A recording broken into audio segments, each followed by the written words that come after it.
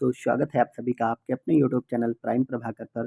दोस्तों, आज की इस वीडियो में हम देखने वाले हैं गुप्त साम्राज्य को। जैसा कि पिछले वीडियो में हमने हिंद यूनानी कुषाण शक पहलव इत्यादि शासकों को देख लिया था, तो चलिए हम शुरुआत करते हैं। गुप्त साम्राज्य का उदय आपको याद रखना, ये ईसा पूर्व में नहीं, गुप्त साम्राज्य से पहले ईस्वी लग गई थी, तो ये तीसरी शताब्दी के अंत में इसका, तीसरी शताब्दी का मतलब है कि 299 तक, ठीक है, के अंत में इसका प्रारंभ हुआ। और ये कहाँ हुआ? ये कौशाम्बी के निकट में हुआ। और कौशाम्बी कहाँ? ये प्रयागराज के निकट है। और गुप्त वंश का संस्थापक कौन था? तो जैसा कि आपको पता है, गुप्त वंश का संस्थापक श्रीगुप्त था, जो कि 240 से 280 ईस्वी तक शासक रहा था। श्रीगुप्त का उत्तराधिकारी घटोत्कच हुआ, जो कि 280 से 320 ईस्वी तक रहा। ठीक है, यहाँ पे आपको ये शासकों के नाम याद रखने, क्योंकि कई बार क्वेश्चन पूछ लिया जाता है कि घटोत्कच किस वंश का शासक था। तो जो घटोत्कच है वो गुप्त वंश का शासक था। ठीक है, तो श्रीगुप्त और घटोत्कच। नेक्स्ट पॉइंट हमारा है कि गुप्त वंश का प्रथम महान सम्राट चंद्रगुप्त प्रथम था। ठीक है, आपको यहाँ पे चंद्रगुप्त मौर्य से कंफ्यूज नहीं होना है। ठीक है, यह 320 ईस्वी में गद्दी पर बैठा। इसने लिच्छवी राजकुमारी कुमार देवी से विवाह किया था और इसने महाराजाधिराज की उपाधि धारण की। आपको ये याद रखना है कि जो गुप्त वंश के शासक थे उनमें से मैक्सिमम ने महाराजाधिराज की ही उपाधियां धारण करी थी। ठीक है, तो यहाँ पे आपको कंफ्यूज नहीं होना है। और ज़्यादातर गुप्त वंश के जो शासक थे ये विष्णु के उपासक थे, यानी कि वैष्णव संप्रदाय को मानते थे। अगला पॉइंट है कि गुप्त संवत, जो कि 319 से 320 ईस्वी में चलाया गया था, इसकी शुरुआत चंद्रगुप्त प्रथम, इसी चंद्रगुप्त प्रथम ने गुप्त संवत चलाया था। ठीक है, अगला पॉइंट है कि चंद्रगुप्त प्रथम का उत्तराधिकारी कौन हुआ? वो समुद्रगुप्त हुआ, जो कि 335 ईस्वी में राजगद्दी पर बैठा। और ये बहुत इंपॉर्टेंट है, इसने आर्यावर्त के 9 शासकों और दक्षिणावर्त के 12 शासकों को पराजित किया था। इन्हीं विजय के कारण इसे भारत का नेपोलियन कहा गया। ठीक है, और इसको भारत का नेपोलियन किसने कहा था? इसको भारत का नेपोलियन एक ब्रिटिश इतिहासकार V.A. स्मिथ है, उसने कहा था। तो यह भी आपको याद रखना है। अगला पॉइंट है कि चंद्रगुप्त का दरबारी कवि हरिशेन था, जिसने प्रयाग प्रशस्ति लेख की रचना की है। तो ये काफी इंपॉर्टेंट है, यहाँ से सवाल बनते हैं। समुद्रगुप्त विष्णु का उपासक था, तो आपको याद रखने हैं गुप्त वंश के अधिकतम राजा जो थे वो विष्णु के ही उपासक थे। समुद्रगुप्त ने अश्वमेध कर्ता की उपाधि धारण की थी। चंद्रगुप्त प्रथम ने किसकी धारण की थी? महाराजाधिराज की, लेकिन समुद्रगुप्त ने अश्वमेध कर्ता की उपाधि धारण की थी। समुद्रगुप्त संगीत प्रेमी था। ऐसा अनुमान है कि उसके सिक्कों पर उसे वीणा वादन करते हुए दिखाया जाने से लगाया गया है। अच्छा, यानी कि वह अपने सिक्कों पर वीणा बजाते हुए दर्शाया गया है, तो ऐसा कहा जाता है कि वह संगीत प्रेमी रहा होगा। अगला पॉइंट है कि समुद्रगुप्त ने विक्रमांक की उपाधि धारण की थी। एक तो अश्वमेध कर्ता और दूसरी विक्रमांक की भी उपाधि धारण की थी। इसे कविराज भी कहा जाता था। अगला पॉइंट है कि समुद्रगुप्त का उत्तराधिकारी चंद्रगुप्त द्वितीय हुआ, जो 380 ईस्वी में राजगद्दी पर बैठा। और इसी चंद्रगुप्त द्वितीय के शासनकाल में चीनी बौद्ध यात्री फाहियान भारत आया था। मोस्ट इंपॉर्टेंट फैक्ट है, क्योंकि फाहियान हुएनसेंग इनसे रिलेटेड अधिकतम चीज़ें पूछी जाती हैं।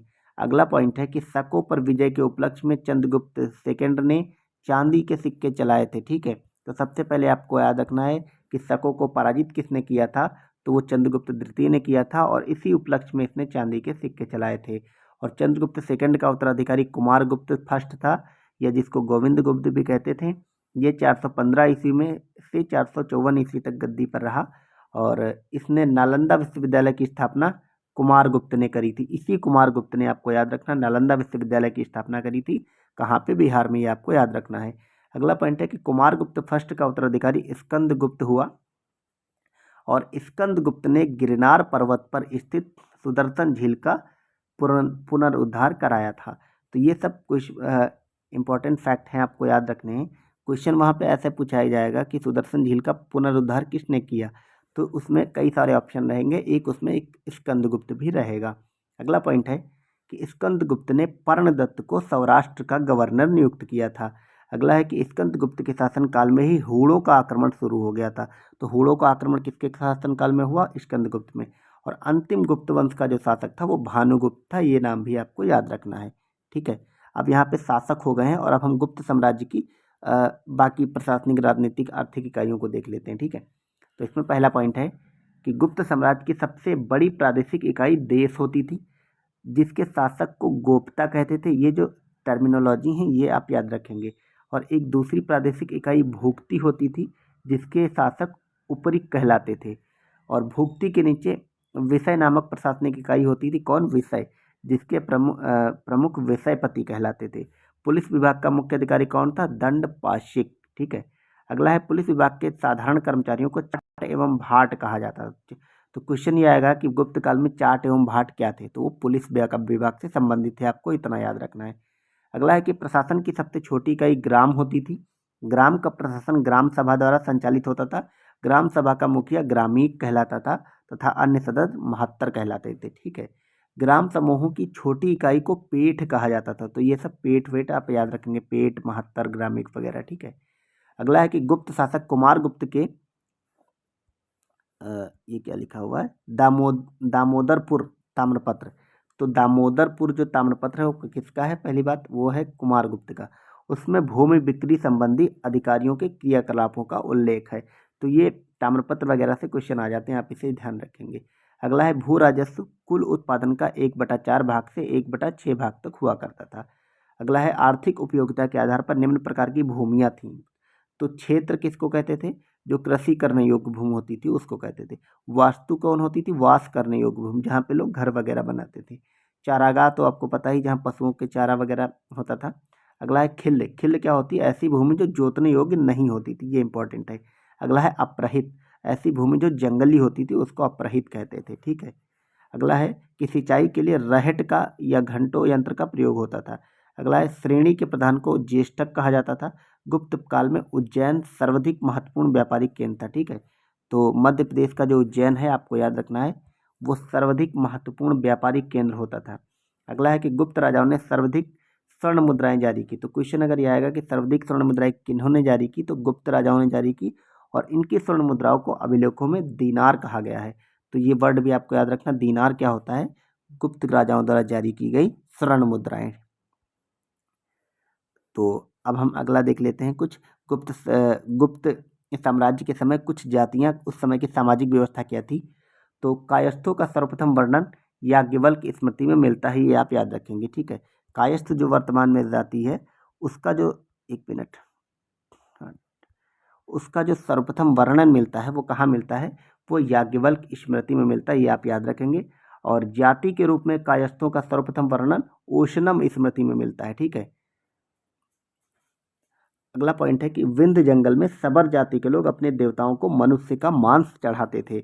अगला है, पहली बार किसी के सती होने का प्रमाण 510 ईस्वी के भानुगुप्त के एरण अभिलेख से मिलता है, जिसमें किसी भोजराज की मृत्यु पर उसकी पत्नी के सती होने का प्रमाण मिलता है। तो आपको ये सब नहीं याद रखना, आपको सिर्फ इतना याद रखना है कि भानुगुप्त का एरण अभिलेख, जो कि वर्तमान में मध्य प्रदेश में पड़ता है, यहाँ से सर्वप्रथम सती प्रथा के साक्ष्य मिले हैं। अगला है, गुप्त काल में वैश्यावृत्ति करने वाली महिलाओं को गणिका कहा जाता था। ये मोस्ट इंपॉर्टेंट शब्द है, गणिका आप याद रखेंगे। और वृद्ध वेश्याओं को क्या? कुट्टनी कहा जाता था। तो क्वेश्चन आ जाएगा कि कुट्टनी क्या होता है? तो कुट्टनी जो बूढ़ी हो जाती थी, वैश्यावृत्ति करने वाली महिलाएं, उनको कहा जाता था। अगला है कि गुप्त सम्राट वैष्णव धर्म के अनुयायी थी, मैंने ऊपर आपको बताया भी था, तथा उन्होंने इसे अपना राजधर्म भी बना लिया था। विष्णु का वाहन गरुण गुप्तों का राज चिन्ह था। गुप्त काल में वैष्णव धर्म संबंधी सबसे महत्वपूर्ण अवशेष देवगढ़ का दशावतार मंदिर है, आप याद रखेंगे। उत्तर प्रदेश में स्थित है, तो आरओ के एग्जाम और यूपीपीसी के लिए इंपॉर्टेंट हो जाता है कि देवगढ़ का जो दशावतार मंदिर है ये गुप्त काल द्वारा में निर्मित हुआ था। ठीक है। और ये कहाँ? ये यूपी के झांसी जिले में पड़ता है, आप याद रखेंगे। अगला पॉइंट है कि अजंता में निर्मित कुल 29 गुफाओं में वर्तमान में केवल 6 ही शेष हैं, जिसमें गुफा संख्या 16 एवं 17 ही गुप्तकालीन है। इसमें से गुफा संख्या 16 में उत्तीर्ण मरणासन राजकुमारी का चित्र प्रशंसनीय है, ये सब आपको याद रखना है। जो ऊपर मैंने ये सब बताया ना, जैसे ये सब कि कायस्थों का कहाँ हुआ, गणिकाएँ, वेश्या और ये अजंता, तो ये सब कहीं ना कहीं गुप्त काल से रिलेटेड हैं। यानी कि ये कायस्थ जाति वगैरह ये गुप्त काल में उभर करके आई। ठीक है। उससे पहले ये सब नहीं होती थी। और ना ही ये सब जो ऊपर पहली बार जो सती प्रथा के साक्ष्य मिले वो भी गुप्त काल से मिले हैं, यानी कि उससे पहले नहीं होती थी, अभी तक ऐसा ही ज्ञात है। ठीक है। नेक्स्ट कर हम देखते हैं कि गुफा संख्या 17 के चित्र को चित्रशाला कहा गया है।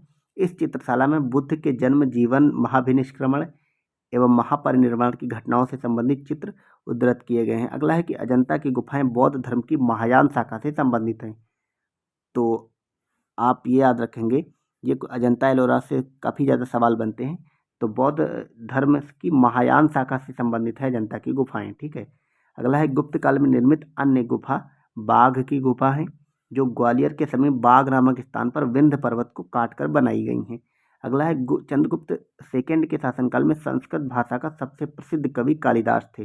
तो ये जो चंद्रगुप्त सेकंड है ना, इन्हीं को चंद्रगुप्त विक्रमादित्य भी कहते हैं। और ये चंद्रगुप्त, इनके दरबार में कालिदास रहते थे, ठीक है। और चंद्रगुप्त सेकंड के ही दरबार में धन्वंतरी वैद्य भी रहते थे। अगला है कि गुप्त काल में विष्णु शर्मा द्वारा लिखित पंचतंत्र, जो कि संस्कृत में लिखा गया है और इसमें खूब सारी कहानियां हैं, इसको संसार का सर्वाधिक प्रचलित ग्रंथ माना जाता है। और बाइबल के बाद दुनिया में दूसरा स्थान इस पंचतंत्र का है, आप इसे याद रखेंगे। इसको 5 भागों में बांटा गया है: मित्रभेद, मित्रलोभ, संधि विग्रह, लब्ध प्रणाश और अपरिच्छाकारित्व, ठीक है। तो ये सब आप याद रखेंगे। अगला है आर्यभट्ट ने आर्यभट्टियम एवं सूर्य सिद्धांत नामक ग्रंथ लिखे। तो ये बहुत इंपॉर्टेंट सवाल है कि आर्यभट्ट ने एक ग्रंथ लिखा, आर्यभट्टियम इसको आप पकड़ लेंगे, लेकिन सूर्य सिद्धांत नामक ग्रंथ भी आर्यभट्ट ने लिखा था। और इसी में सर्वप्रथम ये बताया था कि पृथ्वी सूर्य के चारों ओर घूमती है, ठीक है। चंद्रगुप्त सेकंड के दरबार में रहने वाले कुछ प्रमुख विद्वान अन्य कौन थे? एक तो आर्यभट्ट रहते थे उनके दरबार में, वराहमिहिर थे, धन्वंतरी थे, ब्रह्मगुप्त थे और कालिदास थे, ठीक है। अगला है पुराणों की वर्तमान रूप में रचना इसी गुप्त काल में हुई। वर्तमान में जो पुराण है वो गुप्त काल के ही हैं। इसमें ऐतिहासिक परंपराओं का भी उल्लेख है। अगला है गुप्त काल में चांदी के सिक्कों को रूप्यका कहा जाता था, ठीक है। तो गुप्त काल में चांदी के सिक्कों को क्या कहते थे? रूप्यका।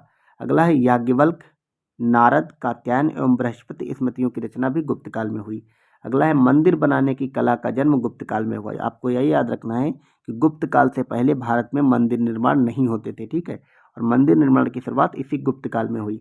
अगला और लास्ट पॉइंट गुप्त काल का है कि सांस्कृतिक उपलब्धियों के कारण गुप्त काल को भारतीय इतिहास का स्वर्ण युग कहते हैं, ठीक है। तो हम गुप्त काल हमारा यहाँ पे कंप्लीट हो गया, लेकिन गुप्त काल हम कंप्लीट करें उससे पहले यहाँ पे कुछ मंदिर और उनके स्थान दिए गए हैं, क्योंकि आरओ और पीसीएस जैसे एग्जाम में ना यही फैक्ट क्वेश्चन पूछे जाते हैं कि कौन सा मंदिर कहाँ पे है। तो ये आपको याद रखने, और यूपी वाले तो एकदम आपको रट लेना। तो विष्णु मंदिर जो था, जो कि तिगवा में पड़ता है, तिगवा कहाँ है? वो जबलपुर मध्य प्रदेश में।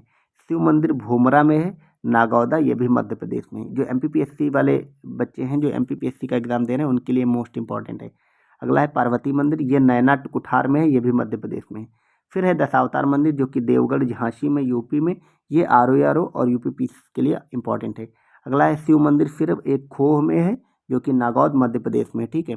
और फिर एक बच्चा है जो मोस्ट इंपॉर्टेंट है यूपीपीएससी के लिए, कि भीतर गांव का मंदिर, ठीक है। ये भीतर गांव का मंदिर लक्ष्मण मंदिर ये है, और ये पूरा मंदिर ईंटों से बना है, और ये भीतर गांव में पाया जाता है। भीतर गांव कहाँ है? ये जो कानपुर है, यूपी का कानपुर जिले में पड़ता है। तो आप याद रखेंगे, यूपी में 2 मंदिर है, देवगढ़ का दशावतार मंदिर और भीतर गांव का लक्ष्मण मंदिर, ठीक है।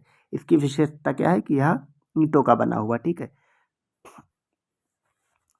अब हम यहाँ से वर्धन वंश पे आ गए हैं, जिस पुष्यभूति वंश जिसको कहते हैं, या वर्धन वंश कहते हैं, जिसमें हम भैंसांग वगैरह आते हैं, मतलब हर्षवर्धन और प्रभाकर वर्धन वगैरह का, जो हर्षवर्धन मेन लीड्स के थे, तो उनको हमें पढ़ना है।